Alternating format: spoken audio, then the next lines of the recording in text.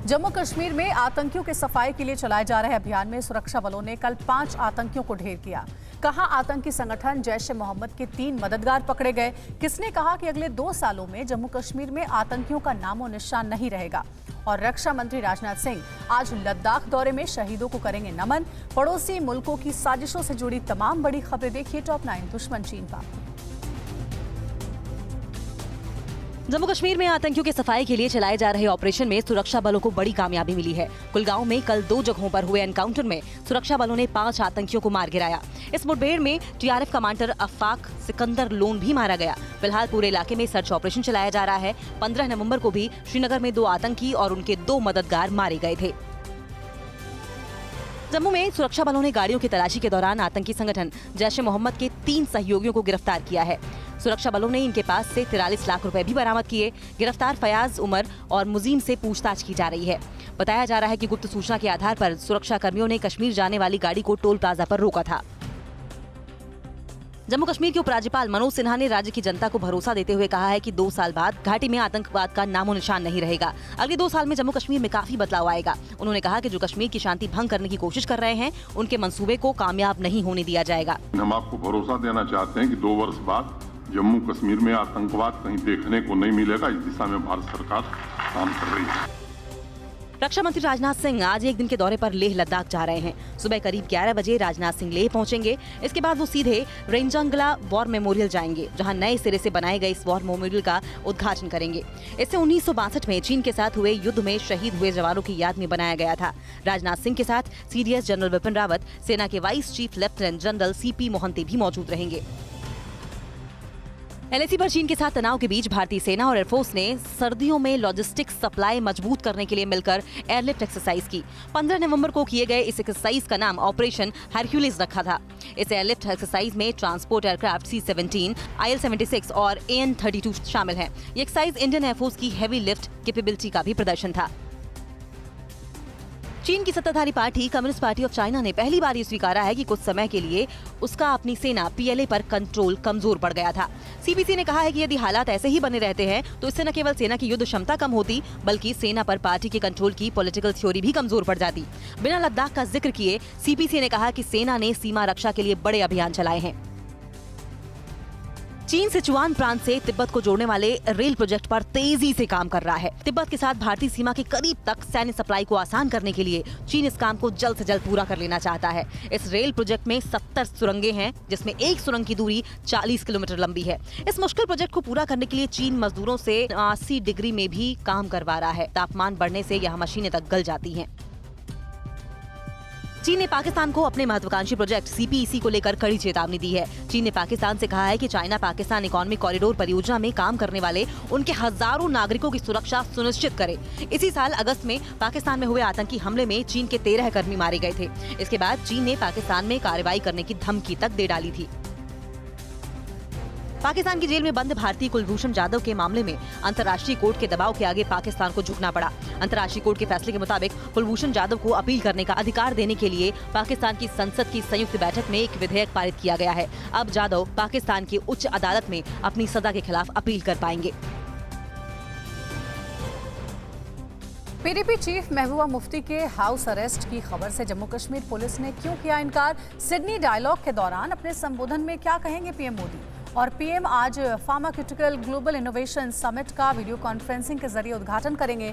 देश की सभी बड़ी खबरों के लिए देखिए टॉप 9 राष्ट्र। PDP अध्यक्ष और जम्मू कश्मीर की पूर्व मुख्यमंत्री महबूबा मुफ्ती को नजरबंद किए जाने की खबरों से पुलिस प्रशासन ने इनकार किया है। सुरक्षा कारणों की वजह से उन्हें घर से बाहर जाने की इजाजत नहीं दी गई है। वहीं ईडी ने महबूबा मुफ्ती के भाई तसद्दुक हुसैन मुफ्ती को बिल्डर से मिले पैसे को लेकर पूछताछ के लिए आज दिल्ली मुख्यालय में तलब किया है। पाकिस्तानी आतंकियों के खिलाफ भारत और फ्रांस ने एक साथ खुलकर कड़ी कार्रवाई करने की मांग की। पेरिस में पाक के खिलाफ प्रस्ताव पास कर पाक समर्थित लश्कर-ए-तैयबा, जैश ए मोहम्मद, हिजबुल मुजाहिदीन और अल-कायदा जैसे आतंकी संगठनों के खिलाफ ठोस कार्रवाई की मांग की गई। पीएम नरेंद्र मोदी आज सुबह 9 बजे सिडनी डायलॉग को संबोधित करेंगे। पीएम कार्यक्रम की थीम प्रौद्योगिकी विकास और क्रांति विषय पर अपने विचार व्यक्त करेंगे। पीएम ने ट्वीट कर कहा है कि इस मंच का ध्यान इस पर केंद्रित है कि प्रौद्योगिकी के नए मार्ग और धरती की भलाई के लिए उनका फायदा कैसे उठाया जा सकता है। पीएम के संबोधन से पहले ऑस्ट्रेलियाई पीएम स्कॉट मॉरिसन उद्घाटन भाषण देंगे। प्रधानमंत्री मोदी आज फार्मास्यूटिकल सेक्टर के पहले ग्लोबल इनोवेशन समिट का वीडियो कॉन्फ्रेंसिंग के जरिए उद्घाटन करेंगे। 2 दिन चलने वाले शिखर सम्मेलन में 12 सत्र होंगे और इनमें 40 से ज्यादा राष्ट्रीय और अंतर्राष्ट्रीय वक्ता अलग अलग विषयों पर अपने विचार रखेंगे। कार्यक्रम में केंद्रीय स्वास्थ्य मंत्री मनसुख मांडविया भी मौजूद रहेंगे। पंजाब के मुख्यमंत्री चरणजीत सिंह चन्नी और उनका पूरा पंजाब मंत्रिमंडल श्री करतारपुर साहिब में मत्था टेकेगा। हालांकि सूत्रों के मुताबिक पंजाब कांग्रेस के अध्यक्ष नवजोत सिंह सिद्धू को करतारपुर जाने की इजाजत नहीं मिली है। कल ही करतारपुर कॉरिडोर को श्रद्धालुओं के लिए खोला गया था।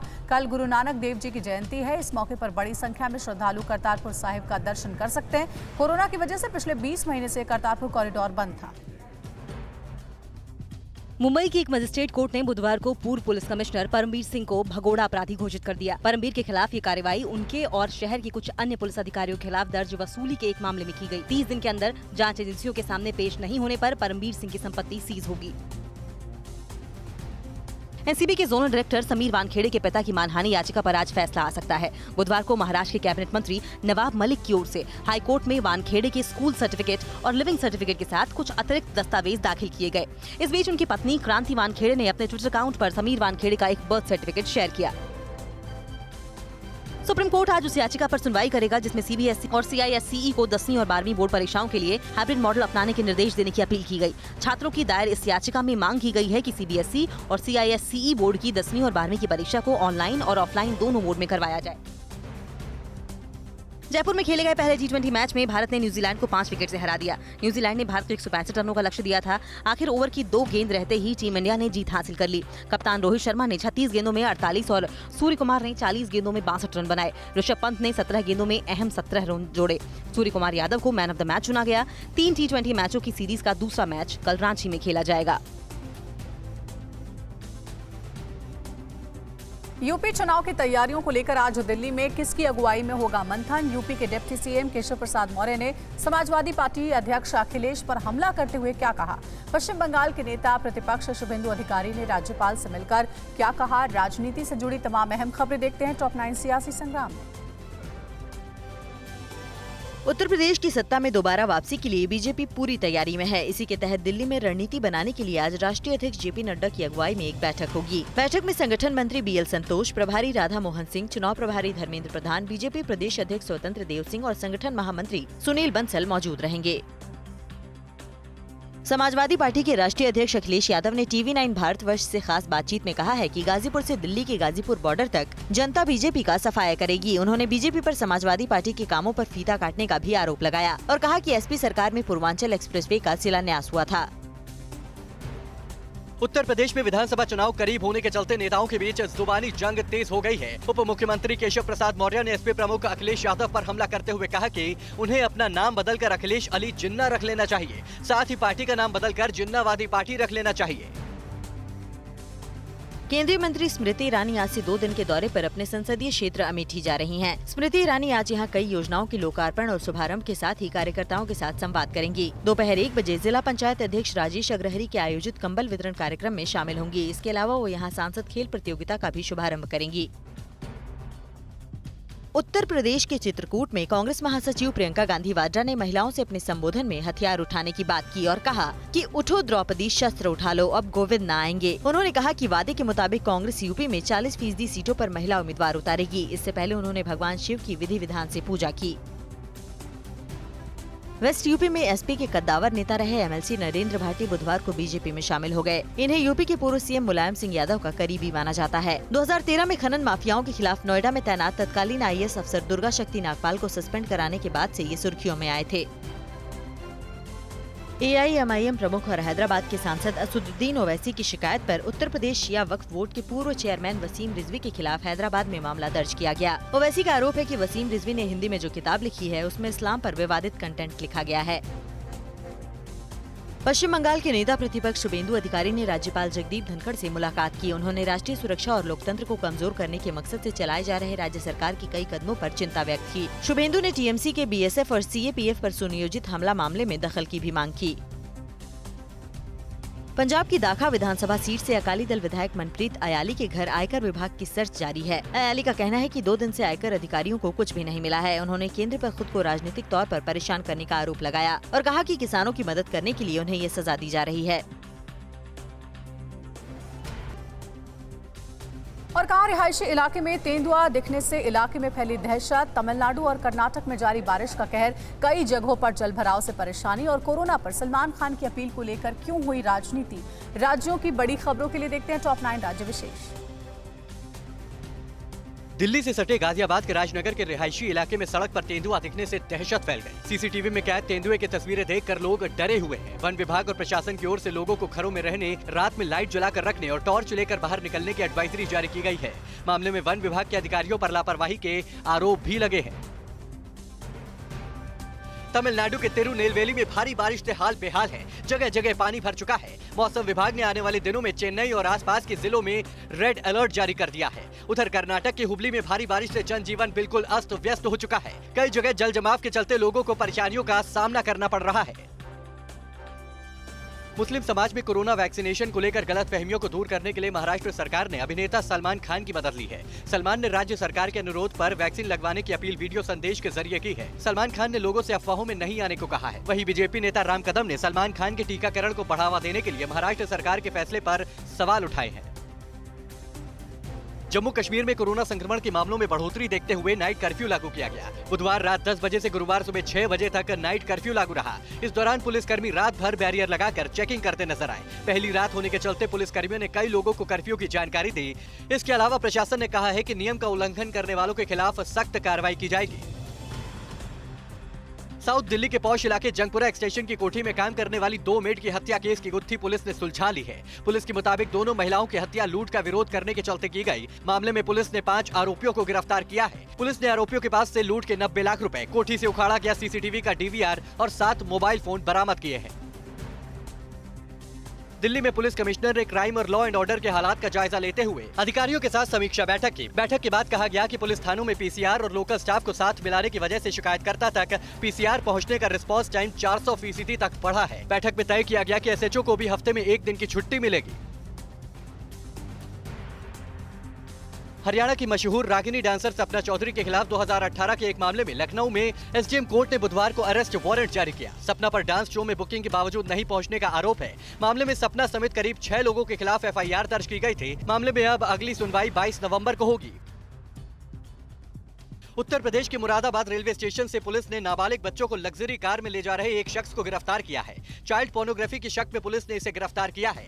आरोपियों का एक साथी फरार हो गया है। पुलिस शख्स पर रेप और पॉस्को एक्ट सहित कई गंभीर धाराओं में केस दर्ज कर आगे की कार्रवाई कर रही है। उत्तराखंड के चंपावत में एक आंगनबाड़ी कार्यकर्ता और बूथ लेवल अधिकारी को आईटीबीपी जवानों ने बुधवार को रेस्क्यू किया। बीएलओ घर के पास गिरकर चोटिल हो गई थी। उन्हें रेस्क्यू करने के लिए आईटीबीपी जवानों को 6 किलोमीटर पैदल चलना पड़ा। फिलहाल रेस्क्यू की गई बीएलओ की हालत खतरे से बाहर है और उसका इलाज चल रहा है। काबुल में फिर किसने किया धमाका। ईरान के तेल पाइपलाइन में विस्फोट, साजिश है या हादसा। पाकिस्तान ने क्यों सऊदी अरब और यूएई को बदनाम करने की साजिश रची। और बाइडेन और जिनपिंग की बातचीत के बाद दोनों देशों के संबंध बेहतर होने के संकेत मिले। ग्लोबल टेंशन से जुड़ी दुनिया की सभी बड़ी खबरें देखते हैं टॉप 9 वर्ल्ड बैटल ग्राउंड में। अफगानिस्तान की राजधानी काबुल के दश्ते बारची में कल 2 बड़े धमाके हुए। इसके बाद मौके पर अफरा तफरी मच गई। कुछ गाड़ियों को निशाना बनाकर किए गए दूसरे धमाके में 7 लोग मारे गए। धमाके में कईयों के घायल होने की भी खबर है। तालिबान की सत्ता संभालने के बाद से अफगानिस्तान में आतंकी हमले कई ज्यादा बढ़े हैं और ज्यादातर धमाकों के बीच इस्लामिक स्टेट का हाथ रहा है। ईरान के खोस्तान प्रांत के तेल पाइपलाइन में कल बड़ा विस्फोट हो गया। इस विस्फोट के बाद आग की ऊंची ऊंची लपटें उठने लगी। तेल पाइपलाइन में धमाके की वजह अभी तक साफ नहीं हुई है। ईरान की खुफिया एजेंसी इसके पीछे किसी साजिश के एंगल से भी पड़ताल कर रही है। इस हादसे में कोई भी हताहत नहीं हुआ है। भारी आर्थिक संकट से जूझ रही अफगानिस्तान की तालिबान सरकार ने अमेरिका से अफगानिस्तान के फ्रीज किए गए खजानों और संपत्तियों को रिलीज करने की मांग की है। तालिबान ऐसी मांग पहले भी कर चुका है, लेकिन अमेरिका तालिबान के लिए फ्रीज किए खातों को रिलीज करने को तैयार नहीं है। अफगानिस्तान का खजाना खाली होने से मानवीय संकट भी बढ़ता जा रहा है। बड़ी आबादी भुखमरी की चपेट में है। कंगाल हो चुके पाकिस्तान को चीन के बाद आईएमएफ से भी निराश होना पड़ा है। पाई के लिए तरस रहे पाकिस्तान को जब उसका सबसे जिगरी मित्र देश चीन ने भी ठेंगा दिखाया तो उसने आईएमएफ का दरवाजा खटखटाया। अब आईएमएफ ने $6 अरब के लोन के लिए 5 कड़ी शर्तें रख दी हैं, जिसमें टैक्स छूट को खत्म करना और स्टेट बैंक ऑफ पाकिस्तान को सरकारी कंट्रोल से आजाद करने की भी शर्त है, जिसे इमरान सरकार के लिए पूरा करना बहुत मुश्किल है। टाइम्स ऑफ इजराइल अखबार ने भारत के खिलाफ पाकिस्तान की नई साजिश का खुलासा किया है। रिपोर्ट के मुताबिक पाकिस्तान भारत का मददगार सऊदी अरब और यूएई के खिलाफ दुष्प्रचार करने के लिए असम में हुई हिंसा का इस्तेमाल कर रहा था। हाल ही में सोशल मीडिया में भारत के खिलाफ जो ट्रेंड चल रहा था, उसका मकसद सऊदी अरब और यूएई को बदनाम करना था। इसमें पाकिस्तान के साथ तुर्की भी शामिल था। भूमध्य सागर में ब्रिटेन का फाइटर जेट F-35 क्रैश हो गया है। इस हादसे में पायलट सुरक्षित बच गया है। ब्रिटिश के रक्षा मंत्रालय ने कहा है कि फाइटर जेट रूटीन ऑपरेशन पर था। ब्रिटेन ने इस हादसे के पीछे किसी और देश की साजिश होने से इनकार किया है। F-35 फाइटर जेट हाल ही में दक्षिण चीन सागर और प्रशांत महासागर में सक्रिय था। इस हादसे ने F-35 की सुरक्षा को लेकर चिंता बढ़ा दी है। अमेरिकी राष्ट्रपति जो बाइडेन और चीन के राष्ट्रपति शी जिनपिंग के बीच पहली 1-to-1 वर्चुअल मुलाकात के बाद दोनों देशों के संबंध में नरमी के संकेत मिलने लगे हैं। दोनों देश एक दूसरे के मीडिया कर्मियों पर लगाए गए प्रतिबंधों में ढील देने पर भी सहमत हो गए हैं। समझौते के मुताबिक अमेरिका चीन के मीडिया कर्मियों को 1 साल का मल्टी एंट्री वीजा जारी करेगा। ऐसा ही भरोसा चीन ने भी दिया है। रूस और यूक्रेन के बीच आने वाले दिनों में तनाव और ज्यादा बढ़ सकता है। रूस ने कहा है कि अगले महीने की शुरुआत में वो यूक्रेन से लगे क्रीमियो में अपनी सेना के नए पैराट्रूप रेजिमेंट को तैनात करेगा। रूस ने ऐसा फैसला यूक्रेन और ब्रिटेन के बीच सैन्य करार के बाद किया है। यूक्रेन की सीमा पर ब्रिटिश फौज की गतिविधियां भी बढ़ रही हैं, जिसका रूस विरोध कर रहा है। बेलारूस और पोलैंड की सीमा पर शरणार्थियों को लेकर चल रहे तनाव के बीच रूस ने अपने सैन्य कमांडो को बेलारूस की सीमा पर तैनात कर दिया है। रूस के इस फैसले को यूरोपीय देशों की चुनौती बताई जा रही है। इस बीच बेलारूस से पोलैंड में दाखिल होने के लिए पिछले कई दिनों से कोशिश कर रहे हजारों शरणार्थी सीमा पर मुश्किल हालात में अस्थायी कैंपों में जीने को मजबूर है। परवाह देश की, सोमवार से शुक्रवार रात 10 बजे TV9 भारतवर्ष पर।